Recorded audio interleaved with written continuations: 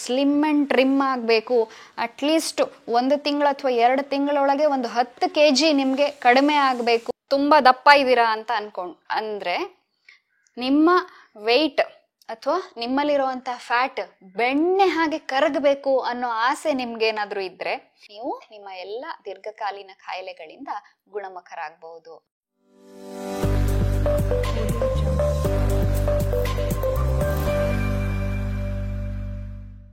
ಎಲ್ಲರಿಗೂ ನಮಸ್ಕಾರ. ನಾನು doctor Chaitra Pandit, natural medicine ಹಾಗೂ life style consultant, Samanvita Yogashala Honnavar. ಅಕಸ್ಮಾತ್ ನೀವು ತುಂಬಾ ದಪ್ಪ ಇದ್ದೀರಾ ಅಂತ ಅಂದ್ರೆ ನಿಮ್ಮ ವೆಯ್ಟ್ ಅಥವಾ ನಿಮ್ಮಲ್ಲಿರುವಂತ ಫ್ಯಾಟ್ ಬೆಣ್ಣೆ ಹಾಗೆ ಕರಗಬೇಕು ಅನ್ನೋ ಆಸೆ ನಿಮ್ಗೇನಾದ್ರೂ ಇದ್ರೆ ಬೇರೆ ಬೇರೆ ಡಿಸೀಸ್ಗಳನ್ನ ಅಕಸ್ಮಾತ್ ಬೇರೆ ಬೇರೆ ಡಿಸೀಸ್ಗಳು ಬಂದಿದ್ದು, ಆ long standing life style related diseases ಬಂದಿದ್ದು, ಅವುಗಳಿಂದ ಮುಕ್ತಿಯನ್ನ ಪಡಿಬೇಕು ಅಥವಾ ಅವುಗಳಿಂದ ಹಿನ್ನಡೆಯನ್ನ ಕಾಣಬೇಕು ಅಂತ ಏನಾರು ಒಂದು ಆಸೆ ನಿಮ್ಗಿದ್ರೆ ಈ ವಿಡಿಯೋ ನಿಮ್ಮ ಸಲುವಾಗಿ. ಈ ವಿಡಿಯೋನ ಪೂರ್ತಿ ನೋಡಿ. ಈ ವಿಡಿಯೋದಲ್ಲಿ ನಾನು ಈ ಒಂದು ಫ್ಯಾಟ್ ಅನ್ನ ಬೆಣ್ಣೆಯ ಹಾಗೆ ಕರಗೋದಕ್ಕೆ ಏನ್ ಮಾಡ್ಬೇಕು, ಬೊಜ್ಜನ್ನ ಹೇಗೆ ಕರಗಿಸ್ಕೊಳ್ಳೋದು, ಅದಕ್ಕೆ ಬೇಕಾಗಿರೋವಂಥ ಒಂದು ವೆರಿ ಇಂಪಾರ್ಟೆಂಟ್ ಮೆಡಿಸಿನ್ ಅನ್ನ ನಾನು ನಿಮ್ಗೆ ಹೇಳ್ತಾ ಹೋಗ್ತೀನಿ. ನಮ್ಮಲ್ಲಿ ಎಷ್ಟೋ ವರ್ಷಗಳ ಅನಾದಿ ಕಾಲದಿಂದ, ಎಷ್ಟೋ ವರ್ಷಗಳ ಪೂರ್ವದಲ್ಲಿ ಕಮ್ಯುನಿಕೇಬಲ್ ಡಿಸೀಸಸ್ಗಳು ಜಾಸ್ತಿ ಆಗ್ತಾ ಇತ್ತು ಅಲ್ವಾ? ಕಮ್ಯುನಿಕೇಬಲ್ ಡಿಸೀಸಸ್ಗಳು ಬಂದಾಗ ಏನ್ ಮಾಡ್ತಾ ಇದ್ರು ಅಂತ ಕೇಳಿದ್ರೆ ವ್ಯಾಕ್ಸಿನೇಷನ್ ಅನ್ನ ಫೈಂಡ್ ಔಟ್ ಮಾಡಿದ್ರು. ಹಾಗೇನೆ ಕಮ್ಯುನಿಕೇಬಲ್ ಡಿಸೀಸಸ್ಗಳನ್ನ ನಾವು ಆದಷ್ಟು ನಿಯಂತ್ರಣದಲ್ಲಿ ಇಟ್ಕೊಂಡ್ವಿ, ಅದನ್ನ ನಿರ್ಮೂಲನೆ ಮಾಡಿದ್ವಿ. ಆದ್ರೆ ಇತ್ತೀಚೆಗೆ ಬರ್ತಾ ಇರುವಂತಹ ಎಲ್ಲ ನಾನ್ ಕಮ್ಯುನಿಕೇಬಲ್ ಡಿಸೀಸಸ್ ಅಂತಂದ್ರೆ ಏನು? ಒಬೆಸಿಟಿ ಆಗಿರ್ಬೋದು, ಡಯಾಬಿಟಿಸ್ ಆಗಿರ್ಬೋದು, ಕಾರ್ಡಿಯೋವಾಸ್ಕ್ಯುಲರ್ ಡಿಸೀಸ್ ಆಗಿರ್ಬೋದು, ಅಥವಾ ಒಂದು ಕೊಲೆಸ್ಟ್ರಾಲ್ ಸಮಸ್ಯೆ ಇರಬಹುದು. ಮುಖ್ಯವಾಗಿ ಈ ಬೊಜ್ಜು ಮತ್ತು ಬೊಜ್ಜಿನಿಂದಾಗಿ ಬರುವಂತಹ ಎಲ್ಲ ಅದರ ಅಕ್ಕ ತಮ್ಮಂದ್ರು, ಅಣ್ಣ ತಮ್ಮಂದ್ರು, ಈ ಎಲ್ಲ ಗ್ರೂಪ್ ಆಫ್ ಡಿಸೀಸಸ್ಗಳು ಅಥವಾ ಮೆಟಬಾಲಿಕ್ ಸಿಂಡ್ರೋಮ್ಸ್ ಅಂತ ನಾವೇನ್ ಕರಿತೀವಿ, ಇವುಗಳನ್ನ ಚೆನ್ನಾಗಿ ಕಡಿಮೆ ಮಾಡ್ಕೊಳ್ಬೇಕು, ಹತೋಟಿಯಲ್ಲಿರ್ಬೇಕು, ಸ್ಲಿಮ್ ಅಂಡ್ ಟ್ರಿಮ್ ಆಗ್ಬೇಕು. ಅಟ್ಲೀಸ್ಟ್ 1 ತಿಂಗಳು ಅಥವಾ 2 ತಿಂಗಳೊಳಗೆ ಒಂದು 10 kg ನಿಮ್ಗೆ ಕಡಿಮೆ ಆಗ್ಬೇಕು ಅಂತ ಏನಾದ್ರೂ ನೀವು ಬಯಸೋರಾದ್ರೆ, PCOS ಸಮಸ್ಯೆಯಿಂದ ವಾಪಸ್ ಬರ್ಬೇಕು, ರಿವರ್ಸ್ ಮಾಡ್ಕೊಳ್ಬೇಕು ಅನ್ನೋಂಥ ಒಂದು ಆಸೆ ನಿಮ್ಗೇನಾದ್ರೂ ಇದ್ರೆ, ಹಾರ್ಮೋನಲ್ ಇಂಬ್ಯಾಲೆನ್ಸಸ್ ಅನ್ನ ಸರಿ ಮಾಡ್ಕೊಳ್ಬೇಕು ಅನ್ನೋಂಥ ಒಂದು ಆಸೆ ನಿಮ್ಗಿದ್ರೆ, ನಾನು ಈಗ ಹೇಳ್ತಾ ಇರುವಂತಹ ಈ ಒಂದು ಮೆಡಿಸಿನ್ ಅನ್ನ ಫಾಲೋ ಮಾಡಿ. ಈ ಮೆಡಿಸಿನ್ ಅನ್ನ ಫಾಲೋ ಮಾಡೋದ್ರಿಂದ 100% ನೀವು ರಿಸಲ್ಟ್ ಅನ್ನ ಪಡ್ಕೊಳ್ಬಹುದು. ಈ ಮೆಡಿಸಿನ್ ಏನಪ್ಪಾ ಅಂತಂದ್ರೆ ಇದು ನೀವು ನಿಮ್ಮ ಕೈಯಿಂದ ಮಾಡ್ಕೊಳ್ಳೋ ಅಂತ ಒಂದು ಚಿಕಿತ್ಸೆ. ಯಾವುದೇ ಒಂದು ಫಾರ್ಮಸಿಯಲ್ಲಿ ಇದು ಸಿಗೋದಿಲ್ಲ. ಎಷ್ಟೇ ದುಡ್ಡು ಕೊಟ್ರು ಅದು ಮೆಡಿಕಲ್ ಶಾಪ್ಗಳಲ್ಲಿ ತಗೊಳ್ಳೋ ಅಂತ ಒಂದು ಮೆಡಿಸಿನ್ ಅಲ್ಲ. ಆದ್ರೆ ನೀವು ಮನೆಯಲ್ಲೇ ಇದ್ಕೊಂಡು ನಿಮಗೆ ಬೇಕಾದಂತಹ ಆಹಾರವನ್ನ ಸೇವಿಸ್ಕೊಂಡು ಯಾವುದೇ ಅಡಚಣೆ ಇಲ್ಲದೆ ಮಾಡ್ಕೊಳ್ಳೋ ಅಂತ ಒಂದು ಚಿಕಿತ್ಸೆನೆ ಇಂಟರ್ಮಿಟೆಂಟ್ ಫಾಸ್ಟಿಂಗ್. ನೀವೆಲ್ಲ ಕೇಳಿರಬಹುದು ಇಂಟರ್ಮಿಟೆಂಟ್ ಫಾಸ್ಟಿಂಗ್ ಬಗ್ಗೆ ಹಲವಾರು ವಿಷಯಗಳನ್ನ ನೀವು ನೋಡಿರಬಹುದು, ಕೇಳಿರಬಹುದು. ಅದು ಹೇಗೆ ವರ್ಕ್ ಆಗತ್ತೆ ಅನ್ನೋದ್ರ ಬಗ್ಗೆ ನಾನು ಕೆಲವೊಂದು ಡೀಟೇಲ್ಸ್ ಅನ್ನ ಈ ವಿಡಿಯೋದಲ್ಲಿ ನಿಮ್ಗೆ ಕೊಡ್ತಾ ಹೋಗ್ತೀನಿ. ನೋಡಿ, ಅನಾದಿ ಕಾಲದಿಂದಲೂ ಋಷಿ ಮುನಿಗಳೆಲ್ಲ ಏನ್ ಮಾಡ್ತಾ ಇದ್ರು ಹೇಳಿ? ಇದನ್ನೇ ಮಾಡ್ತಾ ಇದ್ರು. ಇಂಟರ್ಮಿಟೆಂಟ್ ಫಾಸ್ಟಿಂಗ್ ಅನ್ನುವಂಥದ್ದು ನಾವು ಭಾರತೀಯರಿಗೆ ಹೊಸ್ತಲ್ಲ. ಇದು ನಾವು ಯಾವಾಗಿಂದನೂ ನಮ್ಮ ಋಷಿ ಮುನಿಗಳ ಕಾಲದಿಂದನೂ ಮಾಡ್ಕೊಂಡು ಬಂತದ್ದಂಥದ್ದೇ ಒಂದು ವಿಜ್ಞಾನ, ಒಂದು ಸೈನ್ಸ್ ಇದು. ಆದ್ರೆ ಇತ್ತೀಚೆಗೆ ಇಂಟರ್ಮಿಟೆಂಟ್ ಫಾಸ್ಟಿಂಗ್ ಅಂತ ಹೇಳ್ಬಿಟ್ಟು ಅದು ಒಂದು ಮುಂಚೂಣಿಯಲ್ಲಿ ಇರುವಂತ ಒಂದು ವರ್ಡ್ ಆಗ್ಬಿಟ್ಟಿದೆ. ಯಾರು ನೋಡಿದ್ರು ಇಂಟರ್ಮಿಟೆಂಟ್ ಫಾಸ್ಟಿಂಗ್ ಅಲ್ಲಿ ಇದೀನಿ ಅಂತ ಹೇಳ್ತಾರೆ. ಹೇಗ್ ವರ್ಕ್ ಆಗತ್ತಪ್ಪ ಈ ಇಂಟರ್ಮಿಟೆಂಟ್ ಫಾಸ್ಟಿಂಗ್ ಅಂತ ಕೇಳಿದ್ರೆ, 2016 ಅಲ್ಲಿ ಓಶಿನೋರಿ ಯೋಶಿಮಿ ಅನ್ನುವಂಥ ಒಂದು ಸೆಲ್ ಬಯಾಲಜಿಸ್ಟ್ ಜಪಾನ್ನವರು ಒಂದು fasting for longevity and health ಅಂತ ಹೇಳ್ಬಿಟ್ಟು ಒಂದು ಪೇಪರ್ ಅನ್ನ ಪ್ರೆಸೆಂಟ್ ಮಾಡಿದ್ರು. ಆ ಪೇಪರ್ ಅಲ್ಲಿ ಅವ್ರು ಏನ್ ಪ್ರೆಸೆಂಟ್ ಮಾಡಿದ್ರು ಅಂತ ಕೇಳಿದ್ರೆ, ಇಂತಿಷ್ಟು ಅವರ್ಸ್ ಆಫ್ ಫಾಸ್ಟಿಂಗ್ ನಂತರದಲ್ಲಿ ಆಟೋಫೇಜಿ ಆಗತ್ತೆ. ಆಟೋಫೇಜಿ ಅಂತಂದ್ರೆ ಏನು? ನನ್ನ ಶರೀರದ ಬೇರೆ ಸೆಲ್ಸ್ಗಳು ತಿಂದು ಹಾಕುವಂಥದ್ದು. ಈಗ ಕ್ಯಾನ್ಸರ್ ಉತ್ಪತ್ತಿ ಮಾಡುವಂತ ಜೀವಕೋಶಗಳು ನನ್ನಲ್ಲಿ ಉತ್ಪತ್ತಿ ಆಗ್ತಾ ಇದೆ ಅಂತಂದ್ರೆ ಅವುಗಳನ್ನ ತಿಂದು ಹಾಕುವಂತಹ ಬೇರೆ ಸೆಲ್ಗಳು ಅಂದ್ರೆ ಆಟೋಫೇಜಿ, ನನ್ನನ್ನೇ ನಾನು ತಿಂದುಕೊಂಡು ಬದುಕುವಂಥದ್ದು ಅಂತ ಹೇಳ್ಬಿಟ್ಟು. ಸೊ ಈ ಆಟೋಫೇಜಿ ಅವರು ಪ್ರೆಡಿಕ್ಟ್ ಮಾಡಿದಾಗ ಅಥವಾ ಪೇಪರ್ ಪ್ರೆಸೆಂಟ್ ಮಾಡಿದಾಗ ಅವರಿಗೆ ನೊಬೆಲ್ ಪ್ರೈಸ್ ಬಂತು 2016 ಅಲ್ಲಿ. ಸೊ ಇಂಟರ್ಮಿಟೆಂಟ್ ಫಾಸ್ಟಿಂಗ್ ಅನ್ನೋವಂಥದ್ದು ಅಷ್ಟು ಪ್ರಮುಖವಾಗಿರುವಂಥದ್ದು, ಅಷ್ಟು ಇಂಪಾರ್ಟೆನ್ಸ್ ಅನ್ನ ಗಳಿಸಿರುವಂಥದ್ದು. ಈವನ್ ಕ್ಯಾನ್ಸರಸ್ ಸೆಲ್ಸ್ ಗಳನ್ನ ಕೂಡ ಕಡಿಮೆ ಮಾಡುವಂತಹ ಶಕ್ತಿ ಈ ಒಂದು ಇಂಟರ್ಮಿಟೆಂಟ್ ಫಾಸ್ಟಿಂಗಿಗಿದೆ.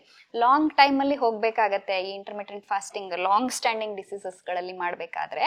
ಬಟ್ ನಾವು ಸಿಂಪಲ್ ಆಗಿ ಒಂದು 16 ಗಂಟೆ ಮತ್ತು 8 ಗಂಟೆಯ ಒಂದು ಕ್ಲಾಕ್ ಅನ್ನ ಹಿಡ್ಕೊಂಡು ಈ ಇಂಟರ್ಮಿಟೆಂಟ್ ಫಾಸ್ಟಿಂಗ್ ಅನ್ನ ಪ್ರಾರಂಭ ಮಾಡಬಹುದು. ಹೇಗೆ ಅಂತಂದ್ರೆ, ಈಗ ಬೆಳಿಗ್ಗೆ 11 ಗಂಟೆಗೆ ನೀವು ತಿಂಡಿ ತಿಂದ್ರಿ ಅಂತಂದ್ರೆ ಸಂಜೆ 6 ಗಂಟೆವರೆಗೆ ನೀವು ಫುಡ್ ಐಟಮ್ಸ್ ಗಳನ್ನ ಕನ್ಸ್ಯೂಮ್ ಮಾಡ್ಲಿಕ್ಕೆ ಅಡ್ಡಿ ಇಲ್ಲ, ಪರವಾಗಿಲ್ಲ, ಫುಡ್ ಅನ್ನ ತಗೊಳ್ತಾ ಹೋಗಬಹುದು.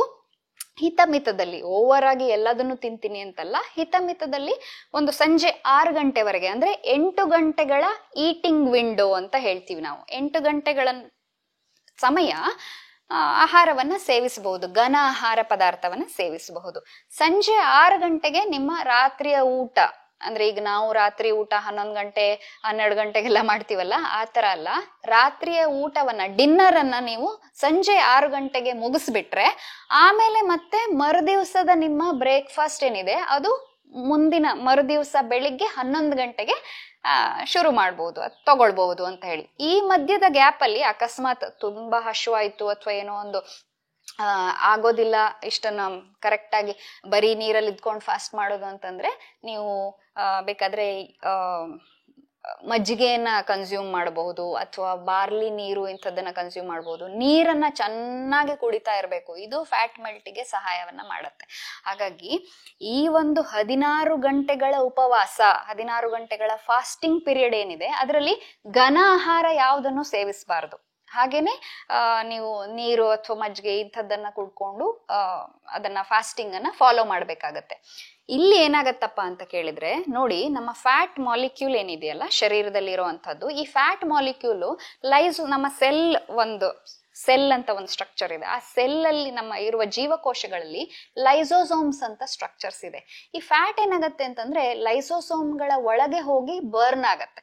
ಹಾಗೆ ಆ ಲೈಸೋಸೋಮ್ಗಳು ಏನಾಗತ್ತೆ ಗೊತ್ತಾ, ಫುಡ್ ತಗೊಳ್ಳದೇನೆ ಫಾಸ್ಟಿಂಗ್ ಪೀರಿಯಡ್ ಅಲ್ಲಿ ಇರುವ 10 ಗಂಟೆಗಳ ನಂತರದಲ್ಲಿ ಅದು ಓಪನ್ ಆಗತ್ತೆ. ಹಾಗಾಗಿ ನೀವು ರಾತ್ರಿ ಈ 8 ಗಂಟೆಗಳ ಏನು ಈಟಿಂಗ್ ವಿಂಡೋ ಇದೆಯಲ್ಲ, ಈ ಈಟಿಂಗ್ ವಿಂಡೋವನ್ನ ಕಂಪ್ಲೀಟ್ ಮಾಡಿಬಿಟ್ಟು ಸಂಜೆ 6 ಗಂಟೆಗೆ ನಿಮ್ಮ ಡಿನ್ನರ್ ಅನ್ನ ಮುಗಿಸಿ ನೀವು ಹಾಗೆ ಎಂಟಿ ಅಥವಾ ಫಾಸ್ಟಿಂಗ್ ಪೀರಿಯಡ್ ಅಲ್ಲಿ ಇದ್ರೆ 10 ಗಂಟೆಗಳ ನಂತರದಲ್ಲಿ ಫ್ಯಾಟ್ ಬರ್ನಿಂಗ್ ಶುರುವಾಗತ್ತೆ. ಆ ನಂತರ ಒಂದು 5-6 ಗಂಟೆಗಳ ಫ್ಯಾಟ್ ಬರ್ನಿಂಗ್ ಮೆಕ್ಯಾನಿಸಮ್ ನಡೀತಾ ಇರುತ್ತೆ ನಮ್ಮ ಬಾಡಿಯಲ್ಲಿ. ಹಾಗಾಗಿ 16 ಗಂಟೆಗಳ ಉಪವಾಸ ಅಂತ ನಾವು ಹೇಳ್ತೀವಿ, ಅಥವಾ 16 ಅವರ್ಸ್ ಆಫ್ ಫಾಸ್ಟಿಂಗ್ ಅಂತ ಹೇಳ್ಬಿಟ್ಟು. ಸೊ ಈ ಲೈಸೋಸೋಮ್ ಒಳಗಡೆ ಹೋಗ್ಬಿಟ್ಟು ಫ್ಯಾಟ್ ಬರ್ನ್ ಆಗಿ ಅದು ಎನರ್ಜಿಗೆ ಕನ್ವರ್ಟ್ ಆಗತ್ತೆ. ಅವಾಗ ಏನಾಗತ್ತೆ ಅಂತಂದ್ರೆ ಎಕ್ಸ್ಟ್ರಾ ಫ್ಯಾಟ್ ಏನು ನಿಮ್ಮಲ್ಲಿ ಅಡಕವಾಗಿತ್ತು, ಎಲ್ಲೆಲ್ಲಿ ಹೋಗಿ ಶೇಖರಣೆ ಆಗಿತ್ತು, ಅವೆಲ್ಲ ಎನರ್ಜಿಗೆ ಬಳಕೆ ಆಗ್ತಾ ಹೋಗುತ್ತೆ. ಆ ಫ್ಯಾಟ್ ಮೆಲ್ಟ್ ಆಗ್ತಾ ಹೋಗುತ್ತೆ. ಅದರಿಂದಾಗಿ ನಿಮ್ಗೆ ಸ್ಲಿಮ್ಮಿಂಗ್ ಅಂಡ್ ಟ್ರಿಮ್ಮಿಂಗ್ ಎಫೆಕ್ಟ್ ಸಿಗ್ತಾ ಹೋಗುತ್ತೆ.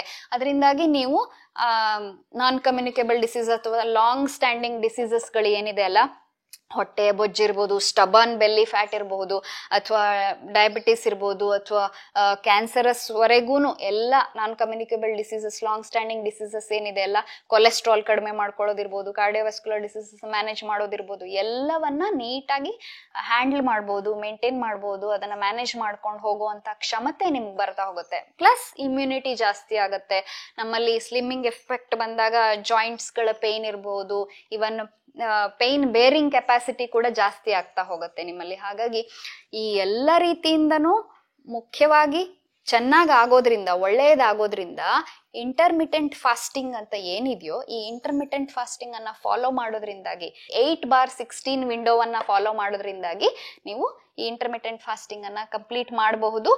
ಅಕಸ್ಮಾತ್ ನಿಮ್ಗೆ ದಿನನಿತ್ಯದಲ್ಲಿ ಅಂದ್ರೆ ಪ್ರತಿದಿನ ಈ 8/16 ಗಂಟೆಯನ್ನ ಫಾಲೋ ಮಾಡ್ಕೊಂಡು ಹೋಗ್ಲಿಕ್ಕೆ ಆಗ್ಲಿಲ್ಲ ಅಂತಾದ್ರೆ ಅಟ್ಲೀಸ್ಟ್ ವಾರದಲ್ಲಿ 1 ದಿವಸ ಅಥವಾ 2 ದಿವಸನಾದ್ರೂ ಈ ಒಂದು ವಿಂಡೋವನ್ನ ಕಾಯ್ದುಕೊಂಡು ಹೋಗೋದ್ರಿಂದ ನಾವು ನಮ್ಮ ಫ್ಯಾಟ್ ಅನ್ನ ಮಂಜಿನಂತೆ ಅಥವಾ ಬೆಣ್ಣೆಯಂತೆ ಕರಗಿಸ್ಕೊಳ್ಬಹುದು, ವೆಯ್ಟ್ ರಿಡಕ್ಷನ್ ಅನ್ನ ಮಾಡ್ಕೊಳ್ಬಹುದು, ಲಾಂಜಿವಿಟಿಯನ್ನ ಹೆಚ್ಚಿಸ್ಕೊಳ್ಬಹುದು, ಇಮ್ಯುನಿಟಿಯನ್ನ ಇಂಪ್ರೂವ್ ಮಾಡ್ಕೊಳ್ಬಹುದು, ಎಲ್ಲ ಡಿಸೀಸಸ್ಗಳನ್ನ, ಹಾರ್ಮೋನಲ್ ಇಂಬ್ಯಾಲೆನ್ಸ್ ಅನ್ನ ಕೂಡ ಕಡಿಮೆ ಮಾಡ್ಕೊಳ್ಬಹುದು. PCOD PCOS ಇರೋವರಿಗಂತೂ ಇದು ತುಂಬಾ ಚೆನ್ನಾಗಿ ಕೆಲಸ ಮಾಡುವಂತ ಒಂದು ಮೆಕ್ಯಾನಿಸಮ್ ಆಗಿದೆ. ಹಾಗಾಗಿ ಈ ಎಲ್ಲ ರೀತಿಯಿಂದನೂ ಸಹ 8/16 ಫಾಸ್ಟಿಂಗ್ ಮತ್ತೆ ಈಟಿಂಗ್ ವಿಂಡೋವನ್ನ ಫಾಲೋ ಮಾಡಿ ಇಂಟರ್ಮಿಟೆಂಟ್ ಫಾಸ್ಟಿಂಗ್ ಅನ್ನ ಮಾಡೋದ್ರಿಂದ ನೀವು ನಿಮ್ಮ ಎಲ್ಲ ದೀರ್ಘಕಾಲೀನ ಕಾಯಿಲೆಗಳಿಂದ ಗುಣಮುಖರಾಗಬಹುದು ಅಂತ ಹೇಳ್ತಾ, ಇನ್ನೊಂದು ಮತ್ತಷ್ಟು ವಿಚಾರಗಳೊಂದಿಗೆ ಮುಂದಿನ ವಿಡಿಯೋದಲ್ಲಿ ನಾನು ನಿಮ್ಗೆ ಭೇಟಿ ಆಗ್ತೇನೆ. ಅಲ್ಲಿವರೆಗೆ ನಮಸ್ಕಾರ.